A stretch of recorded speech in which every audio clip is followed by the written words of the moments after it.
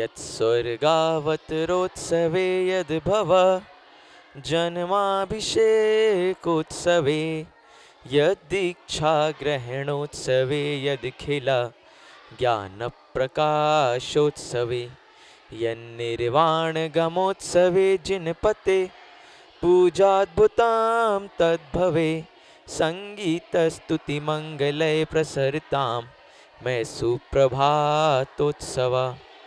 बोलिए एक हजराट आदिनाथ भगवान की जय। बोलिए एक हजराट पार्श्वनाथ भगवान की जय। आचार्य गुरु और विश्व सागर जी महाराज की जय। परम पूज्य मुनि श्री सुप्रभ सागर जी महाराज की जय। परम पूज्य मुनि श्री प्रणत सागर जी महाराज की जय। पंच परमेश्वर भगवान की जय। जय जन बंधुओं, प्रतिदिन की भांति आज भी हम सभी एकत्रित हुए हैं विश्व लोकप्रिय कार्यक्रम सम्यक समाधान में। यह कार्यक्रम द्वैमनराज द्वारा आचार्य गुरु और विश्व सागर जी महाराज के स्वर्णिम जन्म जयंती के उपलक्ष्य में आयोजित किया गया है। इस कार्यक्रम में हम पूज्य मुनिषि के समक्ष अपने समीचीन विकल्प प्रस्तुत करते हैं, जिनका सम्यक समाधान हमें पूज्य मुनिषि के मुखारविंद से प्राप्त होता है। अब हम मुनिश्री प्रणत सागर जी के चरणों में त्रैवार नमोस्तु करते हैं एवं उनसे निवेदन करते हैं कि आज के इस कार्यक्रम को आगे बढ़ाने की अनुकंपा करें। नमोस्तु मुनिश्री, नमोस्तु मुनिश्री, नमोस्तु मुनिश्री।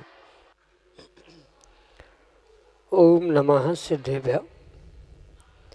राजीमतीय प्रविहाय मुखे स्थितिं चकारा पुनिरागमाय सर्वेषु जीवेषु दया ददान तं नेमिनाथं प्रणमामि भक्त्या तं नेमिनाथं प्रणमामि भक्त्या। पंच परमेष्टि भगवान की परम पूज्य आचार्य भगवंत गुरुवर विशुद्ध सागर जी मुनि महाराज जी की परम पूज्य मुनि श्री सुप्रभ सागर जी महाराज जी की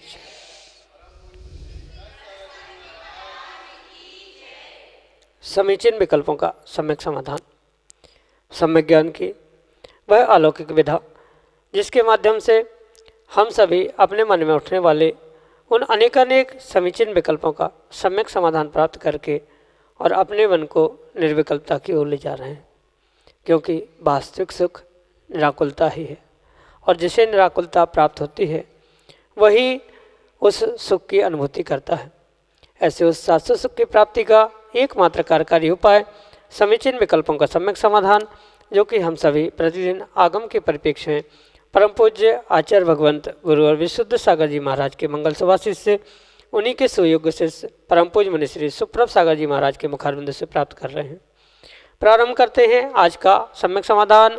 और आज का पहला विकल्प नासिक महाराष्ट्र से श्रीमती विद्या जैन परम पूज्य मुनि श्री के श्री चरणों में बारंबार नमोस्तु निवेदित करते हुए अपना समीचीन विकल्प रख रहे हैं कि महाराज जी, हमने सुना है कि 2000 सागर वर्षों के काल में जीव मात्र 16 बार मनुष्य की पुरुष पर्याय को प्राप्त करता है और कोई जीव 32 बार भावलिंगी मुनि बनकर के उपरांत मोक्ष प्राप्त करता है। तो महाराज श्री 16 भावों में 32 बार मुनि बनना तो संभव नहीं है, तो फिर यह कथन कौन सी अपेक्षा से है? हमारे समीचीन विकल्प का सम्यक समाधान करने की अनुकंपा करें। नमोस्तु महाराज जी, नमोस्तु। ओम नमः सिद्धम। परम पूज्य आचार्य भगवान गुरुवर विशुद्ध सागर जी महाराज की परम पूज्य मुनि श्री सुप्रभ सागर जी महाराज की जय। आपने ये जो सुना है कि 2000 सागर के उस आयु में मनुष्य पर्याय की उन 16 पुरुष भावों को जीव प्राप्त करता है, यह जितना सत्य है उतना उस 32 भवों के विषय में जो सुना है उसमें कथनचित कहीं न कहीं त्रुटि या कहीं न कहीं भ्रम आपने प्राप्त किया। ये जो 32 भवों के उल्लंघन ना करने का विधान प्राप्त होता है वह किसी भावलिंगी 32 भवों का व्याख्यान नहीं है, अपितु सामान्य रूप से संसार के 32 भवों की अपेक्षा से वह कथन किया। क्योंकि अगर ऐसा है तो एक उस 2000 वर्ष के काल में जीव कभी भी किसी भी प्रकार से 16 भवों में 32 भव प्राप्त ही नहीं कर सकता, क्योंकि जब भी भावलिंगी निर्ग्रंथ मुनिराज बनेगा तब तब वह द्रव्य भेद से और द्रव्य वेद से पुरुष वेद को ही प्राप्त करेगा। और जब स्पष्ट रूप से पुरुष वेद के 16 भव कहे गए हैं तो 32 भवों के भावलिंगी बनने का संदर्भ कभी भी और किसी भी प्रकार से नहीं बनता। वहाँ 16 भव जो पुरुष वेद के या पुरुष पर्याय के कहे गए हैं वह परम सत्य है, पर जो 32 भवों के विषय में कहा गया है वह 32 भव किसी भावलिंगी पर्याय के या भावलिंगी मुनिराज बनने की अपेक्षा से नहीं कहे, अपितु जो भावलिंगी मुनिराज बनते हैं और भावलिंगी मुनिराज बनने के उपरांत अगर कहीं संसार में उनका शेष काल बचा है तो वह अधिक से अधिक सभी भवों को मिलाकर 32 भवों की उल्लंघन नहीं करते। कहने का तात्पर्य यह है कि वह 32 बार भावलिंगी मुनिराज नहीं बनते हैं। जो एक बार सच्चे परिणामों के साथ भावलिंगी अवस्था को प्राप्त करता है, ऐसे उन जीवों के विषय में कहते हुए कह रहे हैं कि वह 32 भव, यानी चाहे वह तिर्यंच के हो, नारकी के हो, मनुष्य के हो, देव के हो, उन चारों गतियों के निमित्त से, उन चारों भवों के निमित्त से वह 32 भवों का उल्लंघन नहीं करता है। वह अधिक से अधिक 32वें भाव के उपरांत नियम से मोक्ष को जाने वाला ही पुरुषार्थ करते हुए 32वें भाव में वह मोक्ष जाते ही है, उससे अधिक वह कभी भी संख्या का उल्लंघन नहीं करता। इस अपेक्षा से वहाँ 32 भावों की गणना की गई। ये किंचित भी वहाँ समझने की आवश्यकता नहीं है कि 16 भवों में 16 पुरुष वेदों में वह 32 बार भावलिंगी, ऐसा किसी भी प्रकार से वहाँ पर व्याख्यान है ही नहीं है। जो सिद्धांत करणानियों का और आगम का है उसे बहुत अच्छे से समझने की आवश्यकता है। अगर निर्ग्रंथ भावलिंगी मुनिराज समाधि संलेखना जो कि उत्कृष्ट तरीके से आगम में वर्णित की गई है, उस समाधि संलेखना के साथ मरण करते हैं तो 7-8 भव या 2-3 भव में ही वह मुक्ति को प्राप्त होते हैं। तो वो भी जो 2-3 भव 7-8 भव का व्याख्यान है वह 2-3 भव 7-8 भव भावलिंगी मुनिराज बनने का नहीं है, अपितु वह भावलिंगी मुनिराज बनने के बाद समाधि संलेखना उस जीव ने धारण कर ली, उसके उपरांत क्वचित कदाचित अभी उनका संसार का काल शेष है, तो ऐसे संसार के काल में वह देव पर्याय को या पुनः मनुष्य पर्याय को या मनुष्य पर्याय नहीं तो त्रियंश पर्याय को आदि आदि जीव के कर्मों के अनुसार उन पर्यायों को प्राप्त करने के बाद वह अंतिम पर्याय पुनः भावलिंगी मुनिराज की प्राप्त करते हुए वह निर्वाण को मोक्ष को प्राप्त करता है। इस अभिप्राय से ही वह 2-3 भव 7-8 भव या 32 भवों का व्याख्यान किया गया है। 32 भव 7-8 भव या 2-3 भव भावलिंगी पर्याय के या भावलिंगी मुनिराज बनने की अपेक्षा से नहीं कहे गए हैं, अपितु वह सामान्य रूप से ही उसका कथन किया गया है। यानी कि पहला भव माना कि 32 ही भव में उनका निर्वाण होने वाला है, तो पहले भव में भावलिंगी मुनिराज भी बने, वहाँ से उन्होंने अन्य त्रियंश पर्याय, देव पर्याय, नरक आदि की पर्यायों को प्राप्त करने के उपरांत पुनः 32वें भाव में वे पुनः मनुष्य बनेंगे, भावलिंगी निर्ग्रंथ मुनिराज बनेंगे और फिर वहाँ से वो मुक्ति को प्राप्त करेंगे। इस अपेक्षा से वह 32 भवों का उल्लंघन नहीं करता है, ऐसा व्याख्यान है। उसको 16 भव के अंतर्गत नहीं गिना जाता। 16 भव मनुष्यों के और बचे हुए गतियों के 16 भव कह दो या 14 भव मनुष्यों के बचे हुए त्रियंश आदि देव आदि की अपेक्षा से, तो ऐसा गणित मिलाकर वह 32 भव यानी चारों गतियों के निमित्त से वह 32 भव कहे हैं। मात्र मनुष्य पर्याय की पुरुष पर्याय की पुरुष वेद की अपेक्षा से वह 32 भव नहीं कहे। यही आपके लिए सम्यक समाधान। उत्तम चंद जैन, गुड़ा, उत्तर प्रदेश से परम पूज्य मुनिश्री के श्री चरणों में बारंबार नमोस्तु निवेदित करते हुए अपना समीचीन विकल्प रख रहे हैं कि महाराज जी, जैन सिद्धांत के अनुसार हर जीव की आयु, समय, स्थान, घटनाक्रम निश्चित है, फिर क्या अकाल मृत्यु होती है या नहीं? हमारे समीचीन विकल्प का सम्यक समाधान करने की अनुकंपा करें। नमोस्तु महाराज जी, नमोस्तु। जीव की मृत्यु सामान्य अपेक्षा से सामान्य प्रकार से समझे तो आयु के निषेक पूर्ण होने पर ही होती है। आयु कर्म के पूर्ण होने के उपरांत ही जीव की मृत्यु होती है। बिना किसी भी आयु के निषेक या आयु कर्म की समाप्ति के अभाव में कभी भी किसी भी प्रकार से जीव की मृत्यु होती ही नहीं। और ये भी उसके विषय में समझने की परम आवश्यकता है कि उस जीव की किस प्रकार से आयु समाप्त होने वाली है, उसका निर्णय करने के उपरांत ही वह स्वकाल में यानी अपने समय पे मृत्यु को प्राप्त हुआ कि अकाल मृत्यु हो रही है आदि सब कुछ गणित उसकी ही अपेक्षा से बनाया जा सकता है। क्योंकि ऐसा कोई निर्धारण पहले से नहीं हुआ करता कि हमारी अकाल मृत्यु होनी है, किसी व्यक्ति की स्वकाल मृत्यु होनी है, ऐसा कोई भी गणित स्वयं को जीव को पता नहीं होता। जबकि केवली भगवान की अपेक्षा से ये जो कहा जाता है, जो जो देखी वीतरागने या जेन काले जेन विहाणेन जन्मम व मरणम व, जिस प्रकार से किसी का जन्म मृत्यु घटनाक्रम जो केवली के ज्ञान में झलका है वह दिखना है, ये कथनचित किसी अपेक्षा से परम सत्य है। पर वास्तविकता तो ये है कि उनके ज्ञान में झलकने से किसी की मृत्यु, किसी का अच्छा किसी का बुरा आदि नहीं होता, अपितु जो अच्छा बुरा किसी की मृत्यु किसी का जन्म जो भी होने वाला है वह उनके ज्ञान में झलका है।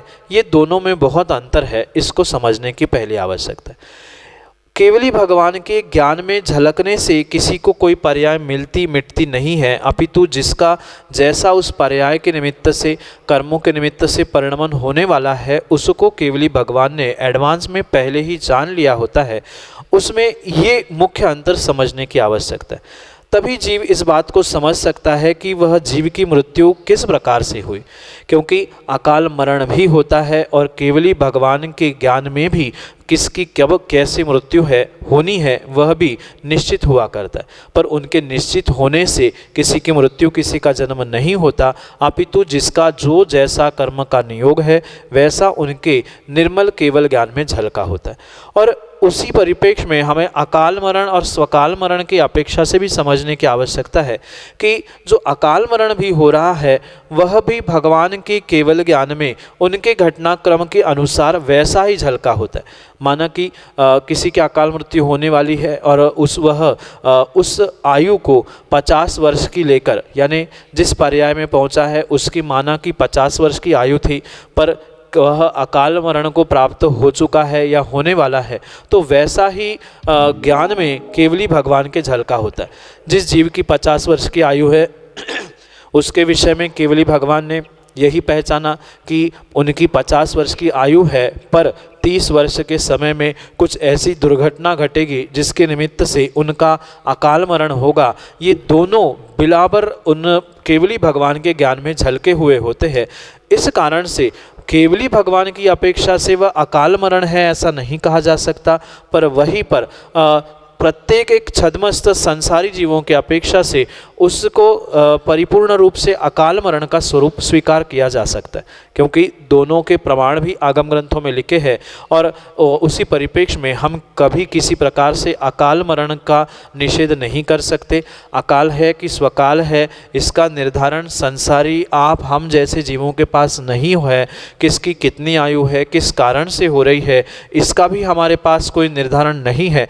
इस अपेक्षा से हमारी अपेक्षा से उसको अकाल कहा है, पर केवली भगवान के ज्ञान में किसी की जो आयु है उसमें से कितनी आयु कब खत्म होगी, कैसी दुर्घटनाएं घटने से वह आयु समाप्त होगी आदि सब कुछ घटनाक्रम वहाँ पर उनके केवल ज्ञान में भूत भविष्य वर्तमान सभी पर्याय झलकने की अपेक्षा से झलका होता है, उन्होंने जाना होता है।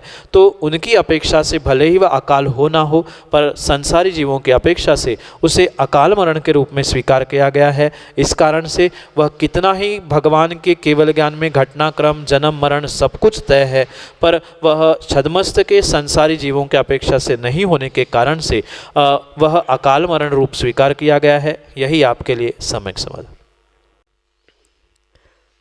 अगले समीचीन विकल्प के लिए वासिम महाराष्ट्र से हमारे सामने हैं प्रशांत गड़ेकर अपने समीचीन विकल्प के साथ। चरणों में त्रिवार नमोस्तु नमोस्तु नमोस्तु। गुरुवर्य, उधर देखिए। आपने मुझे गुरु मंत्र कान मंत्र देने के बाद मातृ ऋण, पितृ ऋण, भगिन ऋण, बंधु ऋण, समाज ऋण फेड़ना और कार्य करना सहज शक्य हो पाया है, पर अब नए ध्येय धारणा का संकलन हुआ है। सामाजिक कार्य करने में जिला, विभाग, राज्य, देश, प्रदेश सब जगह समाज सेवा करने की भावना निर्माण होने से मन मस्तिष्क में अलग अलग आभास होने लगे हैं और कार्य प्रणाली में कार्य करते समय तकलीफ होने लगी है। संसार के साथ में बड़े सामाजिक कार्य कैसे प्राप्त करें, कृपया मार्गदर्शन करें। नमोस्तु नमोस्तु नमोस्तु गुरु। सामाजिक व्यवस्था, सामाजिक कार्य और घर गृहस्थी के कार्य, इन दोनों में परिपूर्ण रूप से बैलेंस और समतुल बनाने की आवश्यकता। अगर आप पूर्ण रूप से सामाजिक हो जाओगे तो घर गृहस्थी शून्य हो जाएगी और समाज छोड़कर मात्र घर गृहस्थी में लग रहे होगे तो सामाजिक ऋण छूटाना या उससे दूर होना संभव नहीं हो पाए। इसलिए कहीं ना कहीं ये परिपूर्ण रूप से बैलेंस बनाने की आवश्यकता है और बैलेंस बनाते समय हमें सबके लिए एक समय का निर्धारण करने की आवश्यकता है। जैसे कि जो घर गृहस्थी के कार्य है, पहले दिन भर के उन पूरे कार्यों को विराम कर लिया और फिर बचे हुए कार्य हैं हम ये चिंतन करें कि इसको हम प्रैक्टिकल में कैसे लाया जाए, क्योंकि दिमाग में बहुत सारे नए नए आयाम, नए नए विचार तो प्रतिपल प्रति समय आते हैं और आते रहेंगे। मैं तो कहता हूँ और भी आने वाले समय में और भी बड़े कार्य के स्वप्न आप देखोगे, उसे साकार करने के लिए भी पुरुषार्थ करोगे, पर मात्र एकल विचार करोगे या मात्र उसके ही बारे में सोचोगे तो कहीं ना कहीं घर गृहस्थी में मनमुटाव होने लग जाएगा, कहीं ना कहीं विकल्प खड़े हो जाएंगे। इसलिए पहला कार्य, हम जिस समाज में रहते हैं उसकी अपेक्षा जिस घर में रहते हैं उसको प्राधान्य देने की आवश्यकता है, क्योंकि जिस समाज का आप हित चाहते हो उस समाज में अगर कोई पहला घर है तो वह आपका स्वयं का घर है।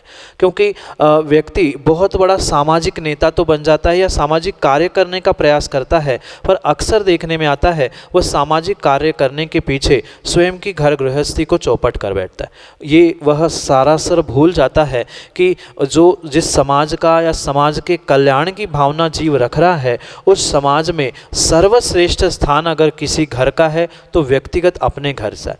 हाँ, इसका मतलब ये भी नहीं है कि प्रत्येक समय हम स्वार्थी होकर समाज को दूर करते हुए अपना स्वार्थ देखते रहे।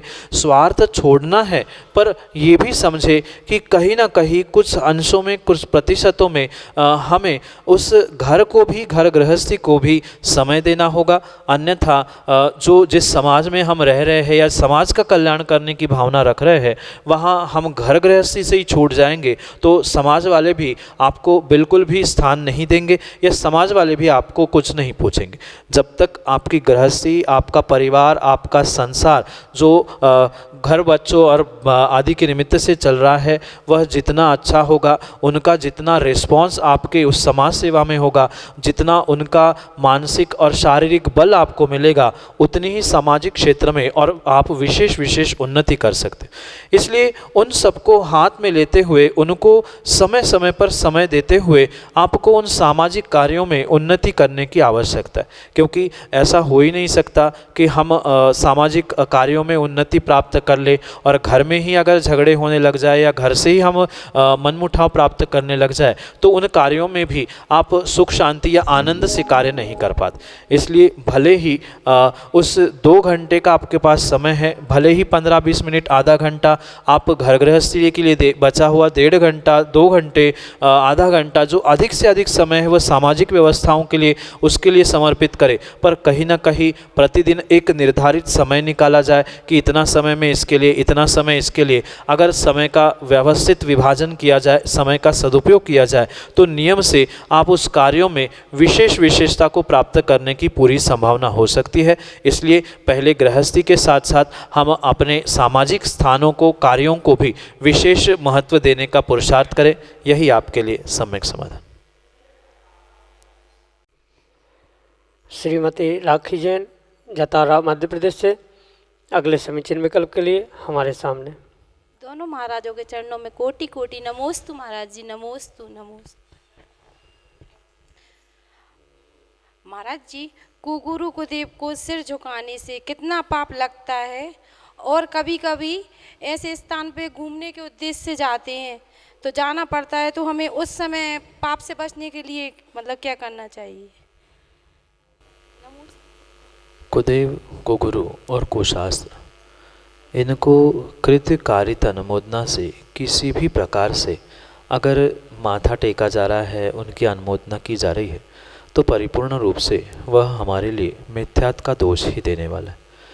जीव इसके पीछे रहस्य को और उसके मिलने वाले फल को ना समझने के कारण ही वर्तमान में कार्य तो कर लेता है, भौतिकता, व्यवहारिकता, सामाजिकता आदि निभाने के पीछे, पर कहीं ना कहीं वह उस मिथ्यात्व के अनुमोदना करने के निमित्त से हो या मिथ्यात्व का साक्षात भोग करने के निमित्त से कहीं ना कहीं बहुत बड़े पाप को प्राप्त होता है।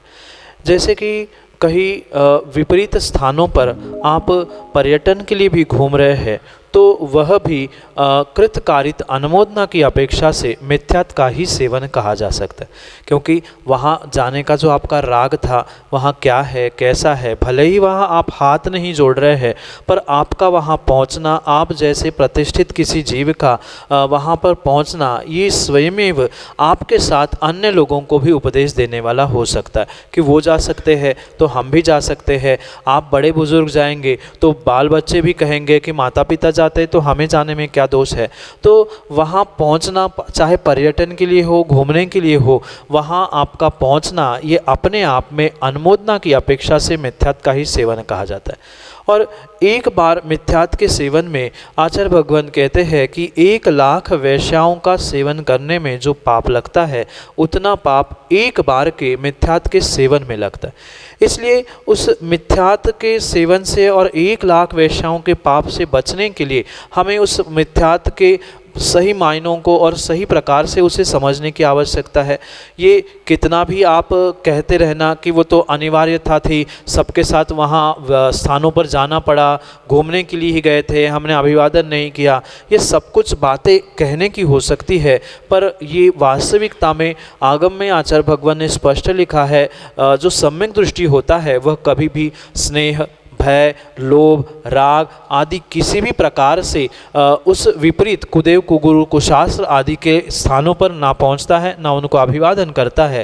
अगर किसी भी प्रकार से स्नेह से, राग से, भय से, व्यवहारिकता से या अन्य भी किसी कारणों से आप वहां पहुंच रहे हो, अभिवादन कर रहे हो, तो परिपूर्ण रूप से आपको बिल्कुल उतना ही दोष लगेगा जितना कि बुद्धिपूर्वक किए गए मिथ्यात्व के सेवन का लगता है। यानी कि लगभग 1,00,000 वेश्याओं का सेवन करने में जो पाप लगता है, उतना पाप एक बार के मात्र मिथ्यात्व सेवन कृत कारित अनुमोदना से लगता है। यही आपके लिए सम्यक समाधान। सौ उषा गड़ेकर, भाष्य महाराष्ट्र से, अगले समीचीन विकल्प के लिए हमारे सामने। गुरुदेव के चरणों में मेरा कोटि कोटि प्रणाम।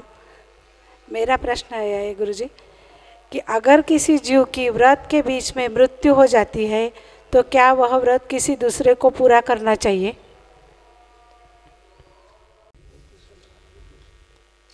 व्रत करते समय अगर किसी की मृत्यु हो जाए तो ज़रूरी नहीं है कि दूसरे किसी व्यक्ति को उनका व्रत पूर्ण किया जाए, क्योंकि जिसने नियम लिया है, व्रत लिया है, संकल्प किया है, वह परिपूर्ण रूप से उसी व्यक्ति को पूर्ण करना चाहिए। आपके या किसी दूसरे व्यक्ति के पूर्ण करने से उसको किसी भी प्रकार से फल प्राप्त नहीं हो सकता, क्योंकि जो जिसका नियम है, संकल्प है, पुण्य पाप भी उस जीव के साथ ही जाएगा। जब उसकी मृत्यु हो ही गई है तो आपका उस नियम को, संकल्प को पूर्ण करने का कोई भी औचित्य नहीं बचता, क्योंकि आप करोगे आपको फल मिलेगा, उसने किया उसको फल मिलेगा, और वो जब चला ही गया है इस पर्याय से, तो आपका संकल्प या आपका नियम व्रत पूर्ण करने से किसी भी प्रकार से आपको उसको फ़ायदा नहीं मिलेगा। आपको भले ही पुण्य मिले, पर वह आप भी आधा अधूरा करोगे तो भी आपको पूरा फल नहीं मिलेगा। आपको करना ही है या किसी को भी करना है तो मूल रूप से स्वयं संकल्प ले और नया व्रत स्वयं पूर्ण करे, पर आपका किया हुआ फल उसको नहीं मिलेगा। जैसे कि कोई भोजन करता है तो उसका भोजन करने से किसी घर के, परिवार के दूसरे व्यक्ति का पेट नहीं भरता, बिल्कुल ऐसा ही माना कि किसी की मृत्यु हो गई हो या अन्य भी किसी कारणों से व्रत छूट गया हो, तो ज़रूरी नहीं है कि किसी दूसरे व्यक्ति को पूर्ण करना चाहिए। पर ये परम आवश्यक है कि अगर आगे वाले समय में हमें उम्मीद लग रही है तो आने वाले समय में उसे पूर्ण कर ले और तब तक राह देखे, और उतने में भी हमें भीतर से संतुष्टि नहीं है तो ऐसे कार्यों के लिए गुरु के पास पहुंचकर कहीं ना कहीं उसका प्रायश्चित करेंगे तो उस दोष से भी हम बच सकते हैं। पर किसी का व्रत कोई दूसरा पूर्ण नहीं कर सकता, किसी भी कारण से वह छूट रहा हो, नहीं पूर्ण हो रहा हो, कुछ समय दिया जाए और उसके लिए प्रायश्चित लेके हुए अपने आप को और उन दोषों को भी ठीक करने का प्रयास करें। यही आपके लिए सम्यक समाधान। चक्रेश जैन मोदी, अध्यक्ष दिगंबर जैन समाज गुरसराय, अगले समीचीन विकल्प के साथ हमारे सामने। नमोस्तु महाराज जी, नमोस्तु नमोस्तु महाराज जी। हमारे नगर गुरसराय में 24 का निर्माण होना है जिसमें प्रतिमाएं आ चुकी हैं। तो गुरसराय समाज का कहना है कि प्रतिमाएं आए हुए 6 महीने हो गए हैं, तो इसमें क्या समाज को दोष लगेगा क्या या कमेटी को? नमोस्तु महाराज। अध्यक्ष जी, समाज में कई सारे ऐसे जीव होते हैं जो समाज के कई घटकों को दिग्भ्रमित करने का पुरुषार्थ करते हैं, और समाज आगम का सच्चा ज्ञान ना होने के कारण से कई स्थानों पर कई कालों में दिग्भ्रमित भी होते हुए देखने में आते। जो अप्रतिष्ठित प्रतिमा आदि किसी क्षेत्र में किसी स्थान पे रखी है तो वह प्रतिमा का स्वरूप कैसा है उसका निर्णय करने के उपरांत वह 6 महीने साल भर किस प्रकार से रखी जा रही है उसका निर्णय किया जाता। और रही बात आपके गुरसराय की, तो वहाँ जो ये कार्य संपादित नहीं हुआ है या लंबे समय तक जो प्रतिमा रखी गई है, वहाँ कहीं ना कहीं कोरोना काल का जो विपरीत परिस्थिति का काल आया था उसके कारण से ये काल बढ़ा है, ये भी समझने की आवश्यकता है। आगम में स्पष्ट रूप से आचार्य भगवान कहते हैं कि आपत्ति काले मर्यादा नास्ति। जो ये 2 साल का काल था वह आपत्ति का काल था, महामारी का काल था, और इस काल को वास्तव में उस 6 महीने के काल में गिनने की बिल्कुल भी आवश्यकता नहीं है। और दूसरी बात ये भी है कि प्रतिमा की परिस्थिति क्या है, उनकी नाभि, उनके चक्षु आदि आदि उनका खुला है कि नहीं है आदि को देखते हुए वह प्रतिमा बनी कि नहीं बनी इसका निर्धारण किया जाता है। क्योंकि जितनी बड़ी बड़ी प्रतिमाएं होती है, विशालकाय प्रतिमाएं होती है, उनको तो बनाने में कितने वर्ष लगते हैं, उसके बनाने की ही नहीं अपितु तो उसके पंच कल्याण करने के लिए भी कई महीने और कई वर्ष लगते हैं। तो फिर अगर प्रत्येक ऐसे कार्य में दोष लगता है तो कमेटी और समाज तो आज तक कहीं की बचनी ही नहीं चाहिए थी। पर ये अवश्य समझे कि जैसी बड़ी प्रतिमा है या छोटी भी प्रतिमा है, तो प्रतिमा बनने के उपरांत भी आप चाहे जयपुर आदि में भी देख लेना, वे तो सैकड़ों हजारों प्रतिमाएं बना के रख रहे हैं, तो फिर उनका तो व्यापार ठप्प होना चाहिए था 6 महीने में। पर वह उसके पीछे के आगम के रहस्य को समझना होगा।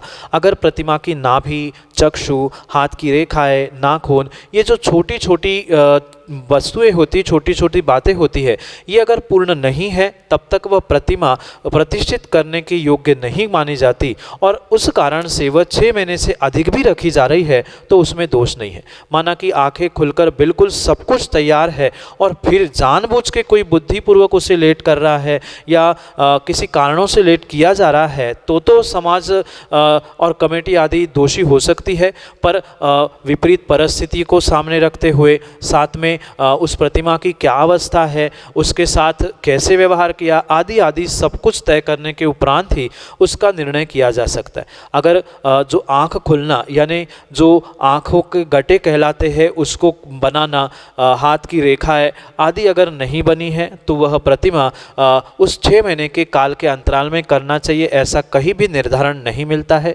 जो जीव मात्र अपने स्वार्थ के पीछे या किसी को नीचा दिखाने के पीछे समाज को और समाज के कुछ जीवों को दिग्भ्रमित करने का प्रयास करते हैं, पर वे परिपूर्ण रूप से आगम का, देवशास्त्र गुरु का अवर्णवाद करते हुए दर्शन मोहिनी कर्मों को प्राप्त करते हैं। इसलिए आप ये बिल्कुल विकल्प ना करें कि पहले तो 2 साल का अपना कोरोना का काल बीत गया और उसके उपरांत वह प्रतिमाएं भी ऐसी है कि जिनको पूर्ण रूप से मूर्ति का या भगवान का आकार या स्वरूप प्रदान नहीं किया गया है। इसलिए 6 महीने का विकल्प ना पालते हुए आप जितने शीघ्रता से कार्य करो, क्योंकि भले ही उसको पूर्णता का रूप नहीं दिया गया है, पर यह भी समझना होगा जितना शीघ्र करेंगे उतना ही विशेष कार्य भी आपसे होगा और वह आपको उतना विशेष भी फल देने वाला होगा। इसलिए सभी विकल्पों को छोड़ते हुए आप तो पुरुषार्थ करें और जितना संभव है उतना संभव शीघ्रता से उसे पूर्ण करने का भी प्रयास करें। यही आपके लिए आशीष के साथ सम्यक समाधान। उम्मीद है आप सभी को मिल गया होगा आपके समीचीन विकल्पों का सम्यक समाधान। अगर नहीं तो आप हमारे पास अपना समीचीन विकल्प हमारे व्हाट्सएप नंबर 8707548811 पर व्हाट्सएप पर सेंड कर सकते हैं। ऑडियो मैसेज, टेक्स्ट मैसेज या फिर अपने प्रश्न को एक पर्ची पर लिखकर उसकी फ़ोटो भी भेज सकते हैं। प्रतिदिन ठीक 5:13 पर शाम को हमारे यूट्यूब चैनल सुप्रभ आवाज पर यह कार्यक्रम सम्यक समाधान प्रसारित किया जाता है। आप यूट्यूब पर जाकर हमारा चैनल सुप्रभ आवाज को सब्सक्राइब करें एवं नोटिफिकेशन बेल को प्रेस करें, ताकि जब भी हम पूज्य मुनिश्री के विशेष प्रवचन एवं यह कार्यक्रम सम्यक समाधान को प्रसारित करेंगे तो आपके पास उसका नोटिफिकेशन आ जाया करेगा। अब हम द्वय मुनिराजों के चरणों में त्रैबा नमोस्तु करते हुए आज के इस कार्यक्रम को यहीं पर विराम देते हैं। नमोस्तु मुनिश्री, नमोस्तु मुनिश्री, नमोस्तु मुनिश्री।